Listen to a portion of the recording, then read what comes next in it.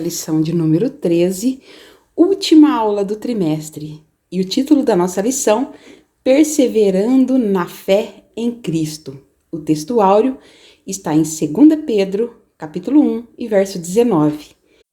E temos, muito firme, a palavra dos profetas, a qual bem fazeis em estar atentos, como a uma luz que alumia em lugar escuro, até o dia que esclareça, e a estrela da alva apareça em vosso coração. Esse texto, esse versículo, ele ensina pra gente que a palavra dos profetas, ela não é uma invenção humana, mas procede de Deus.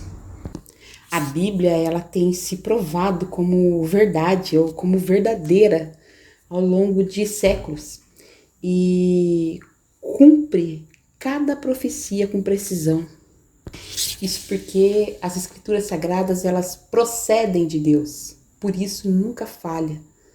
Deus nunca vai deixar uma promessa sem cumprimento. Pedro, ele nos exorta a estar atentos a essa luz, porque ela nos guia até Cristo, a estrela da alva. Brilhe plenamente em nossos corações. Pedro está falando aí no contexto da transfiguração, onde aquele vislumbre da glória futura de Cristo, ele enxergava essa estrela da alva. O mundo vive uma treva espiritual, o mundo vive na incerteza, no pecado, no engano. Tudo isso obscurece a verdade. A palavra de Deus é a única fonte verdadeira de iluminação. A Bíblia vai dizer que o pecado, ele cegou o entendimento dos homens.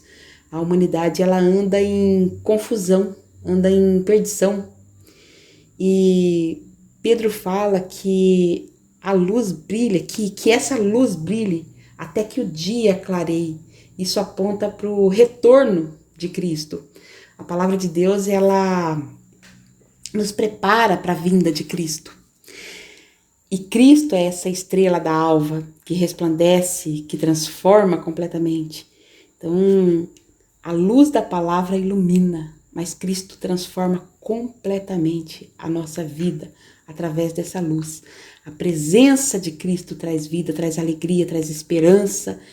E quanto mais a gente chega perto de Cristo, mais a gente resplandece essa glória, essa luz, essa estrela da alva.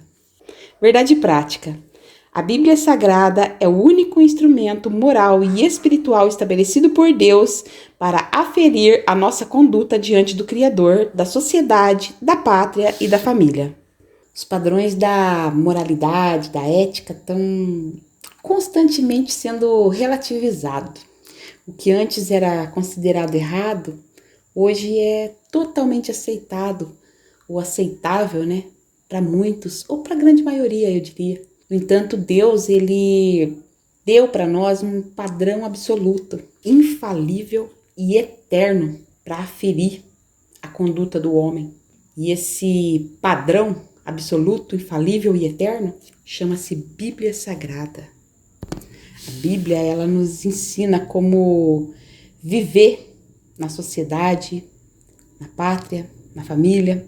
A Bíblia é o único instrumento moral e espiritual que a gente pode se guiar, ou que o homem pode ser guiado, ser direcionado de forma correta com relação a Deus, com relação à sociedade, com relação à pátria, com relação à família.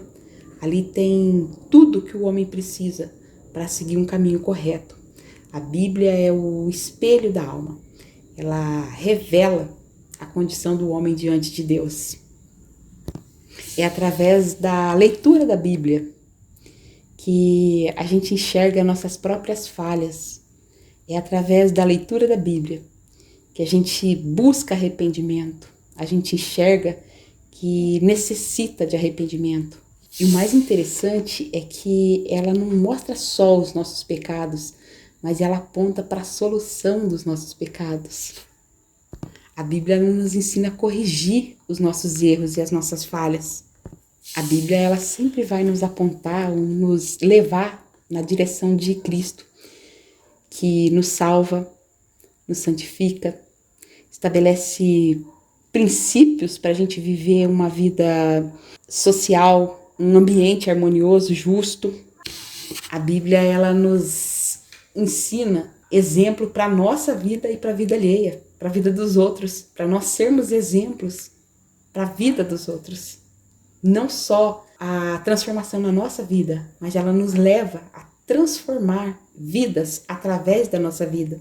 Lá em Mateus 5,16 diz assim, assim resplandeça a vossa luz diante dos homens, para que vejam as vossas boas obras e glorifiquem ao Pai que está no céu. Então, quem se firma na palavra de Deus, jamais vai se desviar do caminho correto. A leitura bíblica em classe está em 2 Timóteo, capítulo 3, dos versos 10 ao 17. Tu, porém, tens seguido a minha doutrina, modo de viver, intenção, fé, longanimidade, amor, paciência, perseguições e aflições, tais quais me aconteceram em Antioquia, em Icônio e em Listra. Quantas perseguições sofri, e o Senhor de todas me livrou. E também todos os que piamente querem viver em Cristo Jesus padecerão perseguições, mas os homens maus e enganadores irão de mal a pior, enganando e sendo enganados. Tu, porém, permaneces naquilo que aprendestes e de que fostes inteirado, sabendo de quem o tens aprendido, e que, desde a tua meninice, sabes as sagradas letras que podem fazer-te sábio para a salvação, pela fé que há em Cristo Jesus. Toda a escritura divinamente inspirada é proveitosa para ensinar, para redarguir, para corrigir, para instruir em justiça, para que o homem de Deus seja perfeito e perfeitamente instruído para toda boa obra. A introdução da nossa lição. As religiões mundiais e os movimentos dissidentes dela possuem diversos escritos sagrados. No cristianismo, a fonte de autoridade é a Bíblia Sagrada. A autoridade bíblica deriva de sua origem em Deus, o que nos permite chamar a Bíblia de a Palavra de Deus. Isso encerra a superioridade das Escrituras como plena e total garantia de infalibilidade. Mas não falta quem indevidamente reivindica essa mesma autoridade ou até mais que as Escrituras. Para o cristão, a Bíblia não é um livro religioso. A Bíblia é a revelação de Deus, é a revelação divina que governa a nossa fé e a nossa prática também, a nossa conduta. A Bíblia é a única fonte de autoridade para a nossa vida ou para a vida cristã. A Bíblia, ela não contém a palavra de Deus. A Bíblia é a palavra de Deus. A Bíblia é infalível e inerrante. Ela não falha e não contém erros, porque ela foi escrita debaixo da direção do Espírito Santo. Ela foi inspirada pelo Espírito Santo. Ela foi ditada pelo Espírito Santo. Então, a Bíblia, ela tem autoridade sobre todas as áreas da nossa vida. A Bíblia é um fundamento inabalável para quem deseja viver no padrão de Deus. Todas as doutrinas e práticas cristãs precisam ser fundamentadas na Bíblia. A gente pode chamar tranquilamente a Bíblia de palavra de Deus, porque ela nos ensina, ela nos instrui, ela nos informa e ela nos transforma. Então, todo ensino, toda tradição que contradiz a Bíblia ou que vai contra os princípios que estão na Bíblia precisa ser rejeitado. Quem tem a Bíblia como equipamento, quem se equipa da palavra de Deus, nunca vai ser derrotado. Vai passar por momentos difíceis, por tribulação, mas nunca será derrotado. A Bíblia, ela é a base da pregação, do ensino. Toda igreja que deixa de ensinar a palavra perde o poder poder de Deus deixa de estar presente naquela igreja. A Bíblia, ela define a conduta da igreja. Uma igreja forte é aquela igreja que está firmada, alicerçada na palavra de Deus. E o primeiro ponto da nossa lição, diante das heresias, é preciso perseverança. O primeiro subtópico, os falsos mestres. As duas epístolas a Timóteo, classificadas com justiça como epístolas pastorais, juntamente com a epístola a Tito, destacam-se também pelo seu caráter apologético. São refutações às heresias contra as fábulas ou às genealogias intermináveis. E a expressão falsamente chamada ciência, sem dúvida, é um combate ao pensamento gnóstico que começou a surgir e chegou no ápice no século II. Irineu de Leão combateu o tal sistema em sua obra Contra as Heresias. O apóstolo Paulo está combatendo dois principais grupos heréticos em sua geração: os gnósticos de sua geração, como combateu as heresias judaicas também da sua época, os falsos doutores da lei, da circuncisão e das fábulas judaicas. O apóstolo Paulo escreveu as cartas de 1 e 2 Timóteo e de Tito para orientar seus discípulos, a igreja que estava se formando ali, e para combater as heresias, também para preservar a sã doutrina, para preservar a palavra de Deus, a palavra verdadeira. Paulo preveniu sobre a apostasia, sobre a disseminação das falsas doutrinas, sobre falsos mestres que se infiltrariam na igreja, distorcendo a verdade. O combate às heresias, ele exige muita coragem e muita fidelidade. E Timóteo e Tito foram instruídos a repreender esses falsos mestres com a autoridade da palavra. A verdade precisa ser proclamada sem medo. Precisa ser defendida com violência, mas também não pode ficar silenciada. Nós não podemos nos calar por medo. As cartas pastorais do apóstolo Paulo, elas identificam e refutam erro doutrinário que ainda hoje ameaça a igreja. Paulo refutou o legalismo judaizante que ensinava que a salvação dependia das observâncias da lei.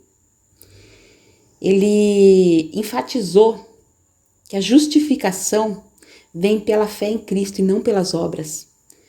Alguns desses judaizantes, eles proibiam casamento, proibia que se comesse certos tipos de alimento como forma de santidade. E Paulo, ele reafirma que tudo que Deus criou é bom e deve ser recebido com gratidão. Então, a verdadeira santidade vem do coração transformado e não de regras e exigências. A graça é suficiente, não é necessário adicionar nenhuma regra humana para o evangelho. A segunda heresia que Paulo refutou foi o gnosticismo. As fábulas sem fundamento que ensinavam conhecimento secreto, especulação mística. Aí Paulo, ele exorta a igreja a rejeitar essas filosofias vazias e focar na sã doutrina, focar na palavra de Deus. Quem conhece bem a palavra de Deus nunca vai ser enganado pelo erro. Timóteo, ele foi instruído desde a infância, desde pequenininho, nas Sagradas Escrituras. A palavra, ela ensina, ela repreende, ela corrige e ela instrui. Nenhuma doutrina deve ser aceita se não tiver em conformidade com a Bíblia, com a palavra de Deus. Segundo subtópico, a experiência apostólica. O apóstolo elogia A perseverança de Timóteo na fé e na doutrina em tempos tão difíceis. As perseguições são uma referência à experiência da primeira viagem missionária juntamente com Barnabé. É verdade que Timóteo se integrou à comitiva de Paulo em Listra na sua segunda viagem missionária. Isso aconteceu depois dessas perseguições e Timóteo, nessa época, ainda não fazia parte da comitiva paulina. Contudo, deve ter sido testemunha ocular de algumas dessas perseguições, pois vivia na região e a sua mãe era crente, sem dúvida, membro da igreja. Nos versos 10 e 11, Paulo lembra Timóteo da sua vida, do seu ensinamento, do seu sofrimento por causa do evangelho. A verdade é que a fidelidade à palavra de Deus, ela não vai nos isentar de passar por dificuldade. Ao contrário, ela vai nos fortalecer para enfrentar toda e qualquer dificuldade. A palavra, ela nos torna inabalável no meio das tribulações ou diante das tribulações. O cristão, ele vai ser reconhecido pelo seu testemunho de vida. Timóteo foi testemunha ocular de muitas das tribulações que Paulo passou. Ele viu de perto como a fé em Cristo pode ter um preço alto, pode custar caro. Timóteo acompanhou o sofrimento de Paulo. Por isso que Timóteo sabia que a vida cristã não estava isenta de sofrimento. Ele tinha consciência de que as aflições não eram sinal de derrota, mas era a confirmação de que o caminho escolhido era o caminho certo. Timóteo seguiu o exemplo de Paulo em tudo. Timóteo aprendeu com Paulo que a verdadeira fé, ela é mais demonstrada do que pregada. Ela é mais atitude do que palavras. Timóteo era de Listra, aquele lugar onde Paulo foi apedrejado e inclusive ele foi dado por morto. Ele viu como que o evangelho gerava esse tipo de oposição, mas ele também viu que Paulo demonstrou resiliência, esperança. Paulo nunca se intimidou, continuou pregando. Nesse episódio onde Paulo foi apedrejado e dado por morto, levaram ele para fora da cidade e quando ele se recuperou e ele se levantou, ele já foi e voltou para pregar na cidade. Então, a perseverança no sofrimento é um sinal de que a obra de Deus em nós está se aperfeiçoando cada dia. Deus usa das provações para nos fortalecer, para fortalecer a nossa fé. A nossa fé é provada na nossa dificuldade. Um cristão verdadeiro, ele nunca foge da batalha. Ele permanece firme até o fim. O mundo, ele odeia quem reflete a luz de Cristo. E é por isso que o cristianismo é tão perseguido. E a gente precisa entender que as aflições, as tribulações, elas não são sinais do abandono de Deus. Muito pelo contrário, é sinal da fidelidade de Deus na nossa vida. Até porque as provações, elas não duram para sempre. Mas o que dura para sempre é o nosso testemunho. É o testemunho de quem persevera na tribulação, de quem fica ali e persevera e Deus dá vitória. O sangue dos mártires foi a semente da igreja. Quando nós sofremos pelo evangelho, é um sinal de que a gente está no caminho certo. Paulo aguardava a coroa da justiça. Deus nunca prometeu vida fácil, mas a fidelidade, a nossa fidelidade para com Cristo tem uma recompensa no céu. A gente sofre por um pouco de tempo para reinar para sempre. Glória a Deus. E o terceiro subtópico, entendendo o querer. O verbo querer, em todos os que piamente querem viver em Cristo Jesus, padecerão perseguições. É mais do que um simples desejo, mas uma resolução, ou seja, um propósito de coração. É uma vida com propósito. Sofrer pela causa do Evangelho é motivo para glorificar a Deus, porque sobre vós repousa o Espírito da glória de Deus. É isso que Deus espera de cada um de nós na atualidade. Toda pessoa que quer viver uma vida piedosa, ela vai ser perseguida. O mundo rejeita quem vive em santidade. Quem anda na verdade sempre vai incomodar, porque a verdade ela incomoda a mentira. Mas a recompensa de quem anda na fidelidade é o reino de Deus. Paulo deixa claro que aqueles que querem viver piedosamente enfrentarão oposição. O desejo de seguir a Cristo não pode ser superficial, precisa ser firme o suficiente para resistir qualquer dificuldade que surge, o que vai surgir, né? Inevitavelmente vai surgir. Seguir a Cristo exige de nós muito mais que palavras. Requer uma escolha consciente, firme. A verdade é que nem todos querem, de fato, seguir a Deus. A maioria, elas vêm para Deus em busca de bênção. E quando percebem que precisa suportar o peso da cruz, elas acabam rejeitando a cruz. Até porque quem de fato quer seguir a Cristo precisa estar disposto a obedecer. Viver uma vida ou viver piedosamente significa abandonar o pecado, viver em conformidade com os padrões de Deus, os padrões estabelecidos por Deus, os padrões do reino. Precisa negar a si mesmo.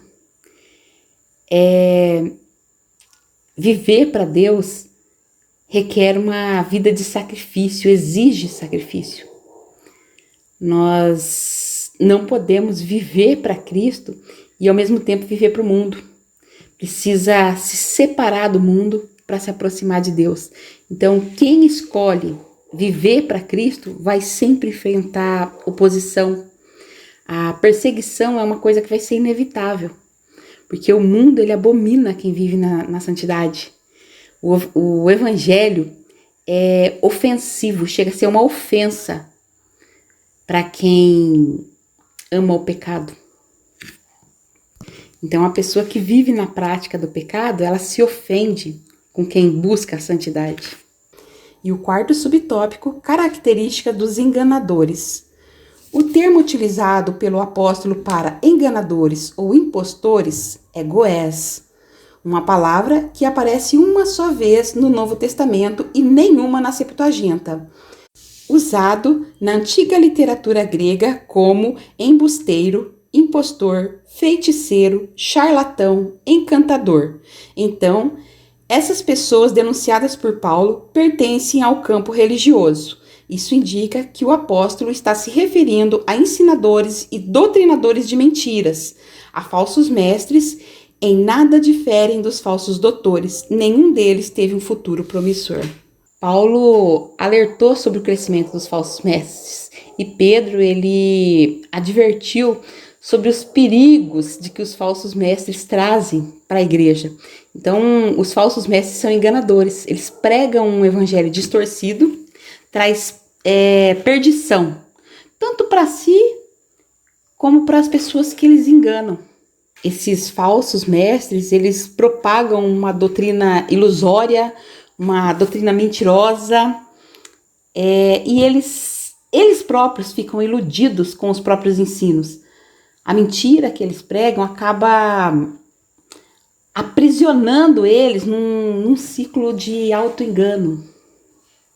Porque quem vive enganando as pessoas vira vítima do próprio erro, vira vítima do próprio engano. Ele acaba acreditando nas mentiras que ele fala. Esses falsos mestres, eles agem motivados pela avareza, pela ganância, transforma a fé das pessoas em comércio, explora seus seguidores. A motivação dessas pessoas não é o reino de Deus, mas é um lucro pessoal. São lobos disfarçados de pastores, cuidando de ovelhas só para tirar proveito delas. É o arrancar toda a pele da ovelha, né? Toda a lã da ovelha para benefício próprio. Mas a Bíblia deixa clara que esses enganadores, eles não vão escapar do juízo. A recompensa deles é certa. Por mais que eles prosperem temporariamente, o fim dessas pessoas são trágico. O juízo de Deus vem sobre eles. Então, o sucesso dos enganadores é temporário, mas o juízo de Deus é eterno. A verdade, ela sempre vai prevalecer sobre a mentira. A verdade, ela nunca vai ser derrotada pela mentira, ainda que por um tempo parece que a mentira está predominando. Mas Deus já determinou o destino dos falsos mestres. Eles não escaparão do julgamento divino, não vão escapar impune do julgamento divino. E o segundo ponto da nossa lição, aprendendo, sendo inteirado e sabendo. O primeiro subtópico, de quem Timóteo aprendeu as sagradas letras. O contexto em 2 Timóteo 3, de 10 a 17, mostra que a fonte de autoridade do aprendizado de Timóteo são as sagradas letras, as escrituras sagradas, que são inspiradas por Deus. Interessante que no versículo 14, o apóstolo emprega o pronome relativo de quem, em sabendo de quem o tens aprendido, no plural grego, tinon, literalmente, dos quais. Isso permite as seguintes traduções. Você sabe quem foram os seus mestres na fé cristã, pois conhecem aqueles de quem aprendeu. Confiar naqueles de quem você aprendeu desde a infância seria uma referência natural à sua mãe Eunice e à sua avó Lloyd, e ao próprio apóstolo Paulo. A fé, ela não nasce no coração humano por acaso. Ela é transmitida, ensinada e cultivada. No caso do Timóteo, a caminhada dele com Deus, ela começou na infância, por meio da instrução que ele recebeu da sua mãe, Eunice, e da sua avó Lloyd. Paulo, ele vai exortar Timóteo a lembrar dessas bases espirituais que ele recebeu, e Paulo vai dizer para ele permanecer firme na palavra. Timóteo, ele teve um aprendizado intencional e familiar. A avó de Timóteo, a avó Lloyd e a mãe, a Eunice, elas ensinaram Timóteo no caminho do Senhor. Então, desde cedo, Timóteo foi instruído nas Escrituras, foi instruído na palavra de Deus, na Bíblia Sagrada, né?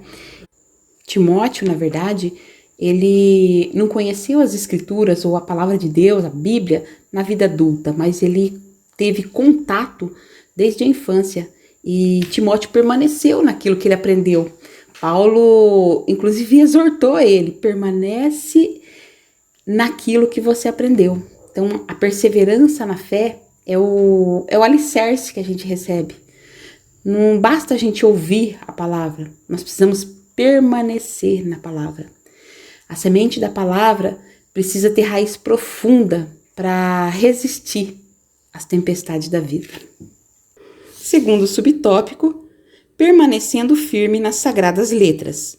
Timóteo é exortado a permanecer firme naquilo que aprendeu e que acredita, ou de que fostes inteirado, por duas razões principais. A, porque sabia de quem tinha aprendido. B, porque são as sagradas letras, os escritos sagrados, a Bíblia.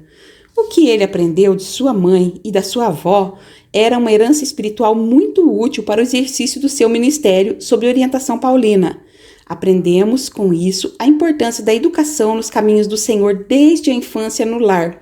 O ensino cristão deve começar em casa, no lar. A igreja, por meio da escola bíblica dominical, apoia e complementa essa formação. Esse princípio vale para os nossos dias. Muitas famílias se preocupam em deixar uma herança material para os seus filhos. A verdade é que a maior herança que nós podemos oferecer para os nossos filhos é uma herança espiritual. A palavra de Deus, a palavra de Deus conduz à salvação, ela orienta, ela traz direção para todas as áreas da vida. Timóteo recebeu essa herança preciosa desde a infância, por meio da sua mãe Eunice e sua avó Lloyd. Elas ensinaram para ele, ou colocaram como base na vida de Timóteo as escrituras sagradas. Elas prepararam o coração de Timóteo para receber Cristo. A educação cristã, ela precisa começar no lar. Ela deve ser fundamentada na palavra. O lar precisa ter essa fundamentação na palavra.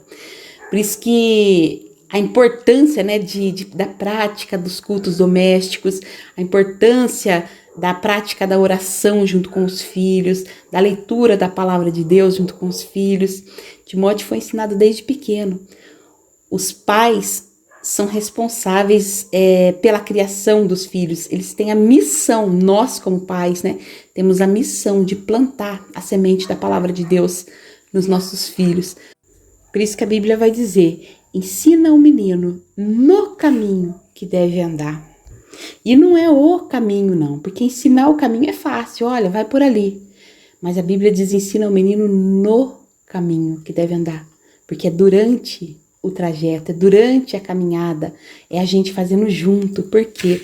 Porque a criança aprende muito mais com exemplo do que com palavras. Quem aprende a verdade desde cedo nunca vai se afastar dela, e ainda que se afaste, vai sentir o impacto disso e vai se lembrar.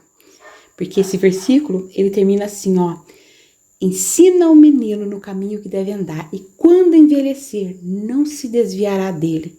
Porque ainda que se afaste, essa verdade tem um impacto tão grande que te faz retornar para o caminho correto. Então, Deus, ele ordena desde lá em Deuteronômio que a palavra seja ensinada continuamente, na mesa, no caminho, no decorrer da vida. Então, o ensino da palavra de Deus, ela precisa fazer parte do nosso dia a dia. E o lar é o primeiro e mais importante lugar de discipulado. O ensino contínuo da palavra de Deus, ele vai fortalecer a fé e vai nos proteger de erro. A palavra de Deus, ela molda o nosso caráter. A Bíblia, ela ensina valores que acompanham a pessoa por toda a vida. Quando a gente conhece a palavra de Deus, a gente tem discernimento da verdade. Nós conhecemos o que é verdade, nós sabemos o que é verdade. A Bíblia, ela é uma bússola que orienta a vida da gente desde os primeiros passos. Então, a riqueza da palavra de Deus, ela supera qualquer bem material que a gente possa deixar para os nossos filhos. A herança material, ela se perde, mas a herança espiritual, ela dura para sempre. Timóteo foi beneficiado pela fidelidade da sua avó e da sua mãe. E o melhor presente que a gente pode deixar para os nossos filhos não é ouro, não é prata, não são propriedades, mas é ter propriedade na palavra de Deus. A maior bênção é a herança bíblica que nos leva a Cristo. Timóteo foi ensinado e depois se tornou um grande líder da igreja. Terceiro subtópico: a Bíblia é divinamente inspirada. Está escrito que toda a escritura é inspirada por Deus. O termo grego theopneustos, inspirada por Deus, divinamente inspirada, vem da palavra theos, Deus, e pneu, respirar, soprar. É oportuno saber a abrangência da inspiração do texto sagrado, toda a escritura e também seus autores humanos, pois os homens santos de Deus falaram inspirados pelo Espírito Santo ou movidos pelo Espírito Santo. Esse caráter especial é único da palavra dos profetas, torna única no gênero. Ela pode fazer qualquer pessoa sábia para a salvação em Jesus e é proveitosa para ensinar, repreender, corrigir e instruir em justiça. Nenhuma literatura no mundo possui essa prerrogativa. A Bíblia é a revelação divina, inspirada pelo Espírito Santo, é útil para transformar vidas. E o apóstolo Paulo afirmou que toda a escritura é divinamente inspirada. Pedro confirma que os profetas falaram movidos pelo Espírito Santo. Significa que a Bíblia não é fruto da mente humana, mas ela é a própria voz de Deus registrada e deixada para nós. A Bíblia não é um livro comum, ela é uma revelação sobrenatural de Deus aos homens, não é uma invenção humana. Pedro vai dizer que a profecia não veio por vontade humana, mas pelo Espírito Santo. Então, os autores da Bíblia foram guiados, direcionados por Deus para registrar essa mensagem, para registrar a mensagem bíblica. A Bíblia, ela não contém a palavra de Deus, ela é a palavra de Deus. Então, cada palavra que está escrita na Bíblia foi dada por Deus, foi inspirada por Deus. A inspiração, ela abrange todos os livros da Bíblia, desde o Gênesis até o Apocalipse. A Bíblia, a palavra de Deus, ela permanece intacta. Apesar de perseguição, a Bíblia vai continuar sendo o livro mais lido e mais influente do mundo. O tempo passa, mas a palavra de Deus permanece para sempre. A Bíblia, ela é essencial para ensinar, para corrigir. É a Bíblia que capacita o cristão, ela dá capacidade para o cristão. Ela dá poder para a vida do cristão. A Bíblia dá sabedoria para a vida, para a eternidade. Quem segue a Bíblia, quem segue os princípios que estão na palavra de Deus, nunca vai se perder no caminho da vida. A Bíblia, ela revela os nossos pecados, ela nos confronta com a verdade. Mas a correção da Bíblia, ela nos protege dos nossos erros e ela nos leva ao arrependimento. A correção da Bíblia dói, mas salva. A Bíblia nos molda para viver uma vida santa, uma vida frutífera. O conhecimento da palavra, ele nos prepara para servir a Deus com excelência. A Bíblia, ela não traz informação, a Bíblia traz transformação. Então, obedecer a Bíblia é a marca do verdadeiro discípulo, é a marca do verdadeiro cristão. E o terceiro e último ponto da nossa lição, tendo as Escrituras como fundamento. O primeiro subtópico, a autoridade apostólica. A igreja se submete inquestionavelmente à autoridade dos apóstolos no Novo Testamento. Sabemos que essa é a vontade de Deus. Se os evangelhos de Marcos e Lucas, ou pelo menos um deles, são colocados no mesmo nível do Antigo Testamento e da mesma forma as epístolas paulinas, isto é uma forma de reconhecer definitivamente o Novo Testamento como escritura inspirada. Assim, todos os livros da Bíblia têm o mesmo grau de inspiração e a mesma autoridade.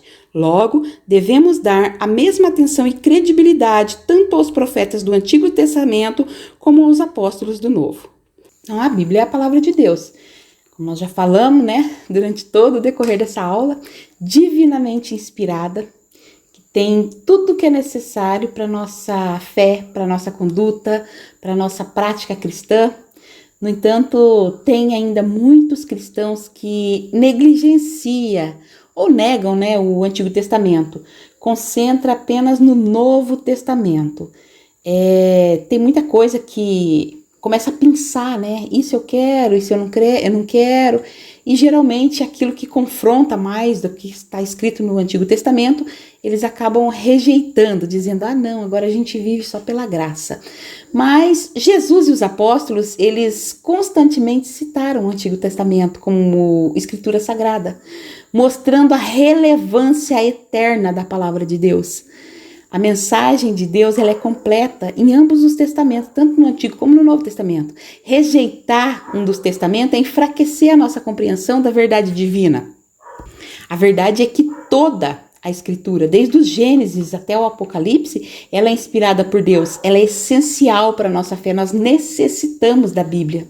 Paulo deixa claro que toda a Escritura vem de Deus. Então a Bíblia não é um livro de parte separada, mas ela é uma mensagem única de Deus para a humanidade. O Antigo Testamento tem profecias que só foram cumpridas no Novo Testamento. Jesus usou o Antigo Testamento para ensinar sobre ele mesmo, sobre si mesmo, sobre os discípulos.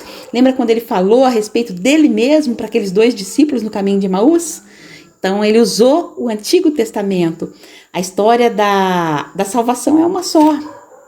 E o Antigo Testamento é o alicerce da promessa cumprida em Cristo. Então, o Novo Testamento confirma o Antigo Testamento. Lá em Romanos 15:4, Paulo vai dizer que porque tudo o que dantes foi escrito, para o nosso ensino foi escrito. Ou seja, o Antigo Testamento continua relevante e útil para o crescimento espiritual. O Novo Testamento ilumina, o Antigo Testamento. O Antigo Testamento ele fundamenta o Novo Testamento.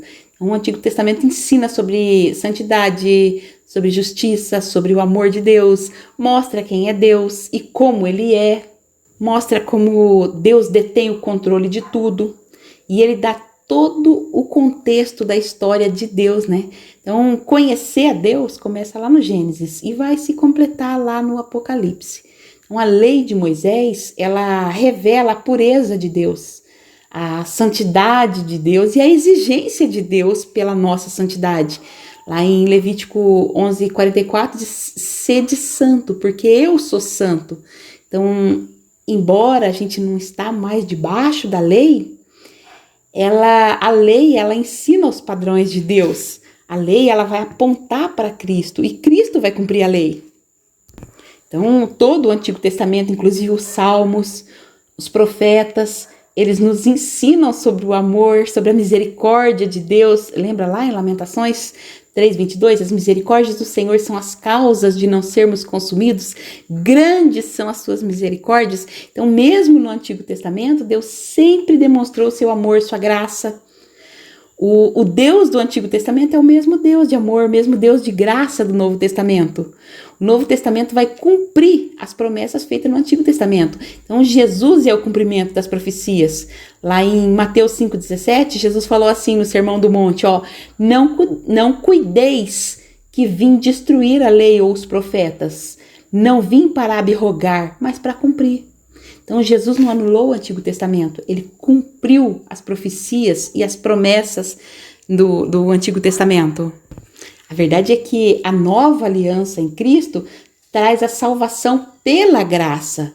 Então, nós precisamos viver na graça, mas aprender com os princípios do Antigo Testamento. A graça de Deus é que nem um contrato, que ele foi renovado, mas o anterior continua em vigor. Então, toda a Bíblia tem o poder para nos transformar. Nós precisamos estudar a Bíblia e aplicar as Escrituras Sagradas na nossa vida. A palavra de Deus é poderosa porque ela é completa. Segundo subtópico, abrangência. Em muitas passagens do Novo Testamento, o termo escritura, ou no plural, escrituras, se refere ao Antigo Testamento algumas dezenas de vezes, mas o contexto da expressão paulina, toda a escritura é inspirada por Deus, não se restringe apenas ao Antigo Testamento, e sabemos disso porque a intenção do Espírito Santo é mostrar que se trata de todos os 66 livros da Bíblia, para que vos lembres das palavras que primeiramente foram ditas pelos santos profetas e dos mandamentos do Senhor e Salvador mediante aos vossos apóstolos. Antigo e Novo Testamento. A autoridade da palavra de Deus ela é constantemente questionada. Muitas pessoas elas tentam relativizar as escrituras, nega a inspiração divina, ou então escolhe partes, pensa, aquilo que eu quero, isso me convém, o que não convém, então eu não acredito. No entanto, a Bíblia ela declara que toda a escritura é inspirada por Deus e é essencial para a nossa fé e para a nossa vida cristã. Pedro vai nos exortar, nos lembrar as palavras dos santos profetas e dos apóstolos e mostra que toda a escritura tem origem divina e deve ser seguida. A Bíblia não contém erros, porque ela é uma revelação, ela é a revelação de Deus para a humanidade. Então, Pedro vai nos lembrar que tanto a palavra dos profetas como a palavra dos apóstolos vem de Deus, vem do Senhor. A Bíblia não é um livro humano, é um livro divino. Deus usou homens santos para escrever palavras santas, sem erro, porque Deus é perfeito e a palavra de Deus também é perfeita. A Bíblia não é um livro comum, Porque vai passar o céu, vai passar a terra, mas as palavras de Deus não vão passar. Então, as modas vão passar, as opiniões vão mudar, mas a palavra de Deus é imutável e eterna. A Bíblia, ela nos protege de cometer erros, ela nos protege de errar. E a gente só vai cometer erro quando a gente não conhece as Escrituras. E é isso que está escrito lá em Mateus 22, 29. Errais não conhecendo as Escrituras, nem o poder de Deus. Muitas pessoas são enganadas justamente porque elas não conhecem a palavra de Deus. E a Bíblia, ela nos permite discernir o certo do errado. Então, quem conhece a palavra de Deus, quem segue a palavra de Deus, nunca vai se perder no caminho. E o terceiro e último subtópico da nossa lição, o Manual de Deus. Além de ser valiosa para os 4 propósitos pastorais, a Bíblia é proveitosa para ensinar, para redarguir, para corrigir, para instruir em justiça, não somente para os obreiros, mas para equipar qualquer pessoa que leia as Escrituras para toda boa obra. Estaríamos à deriva do mundo sem essas palavras, pois elas nos levam à luz de Cristo. A Bíblia, ela não é apenas um livro antigo, mas é a revelação viva de Deus, útil para transformar vidas. O apóstolo Paulo, ele destaca os 4 propósitos essenciais da Escritura, né? Que é o ensinar, redarguir, corrigir e instruir em justiça. Então, além disso, a Bíblia, ela equipa o homem, como nós já falamos, para toda boa obra. Então, a Bíblia vai ensinar sobre o caráter de Deus. A Bíblia vai revelar quem é Deus e nós só vamos conhecer a Deus através das Escrituras, através da Bíblia. Sem a Bíblia, a gente estaria em densas trevas, né? A salvação, ela vem pelo conhecimento e pela aplicação das Escrituras sagradas na nossa vida. Então, a palavra de Deus, ela precisa ser pregada fielmente para conduzir os pecadores à salvação. Então, o maior ensino da Bíblia é a salvação em Jesus. A Bíblia ensina a viver nos padrões de Deus. A Bíblia dá direção para cada área da vida. A Bíblia revela pecado, ela confronta pecado, ela nos confronta, ela mostra as consequências da nossa vida sem Deus e, por conseguinte, ela mostra as consequências da nossa vida com Deus, alicerçado na palavra. A Bíblia nos mostra a necessidade do arrependimento e ela nos aponta para Cristo. A Bíblia, ela ensina que que em Cristo a gente pode ser purificado dos nossos pecados. Então a repreensão bíblica, ela não é para condenação, mas ela é para restauração. Então a Bíblia nos convida ou nos chama para a santidade. A correção e a transformação que a Bíblia oferece para nós é para nós sermos cada vez mais parecidos com Cristo, para nós adquirirmos em nós a imagem de Cristo, o caráter de Cristo na nossa vida. Então esse é o objetivo da Bíblia, esse é o objetivo da gente seguir a palavra de Deus, é que o nosso caráter seja parecido com o caráter de Cristo, que nós sejamos imitadores de Cristo. Então a palavra de Deus, ela vai nos equipar para viver uma vida justa e para cumprir o nosso propósito. E o nosso propósito é nos encher de Deus e transmitir Deus, ou levar Deus a toda criatura. A Bíblia vai nos ensinar a viver uma vida íntegra, uma vida de amor ao próximo, uma vida que glorifica a Deus.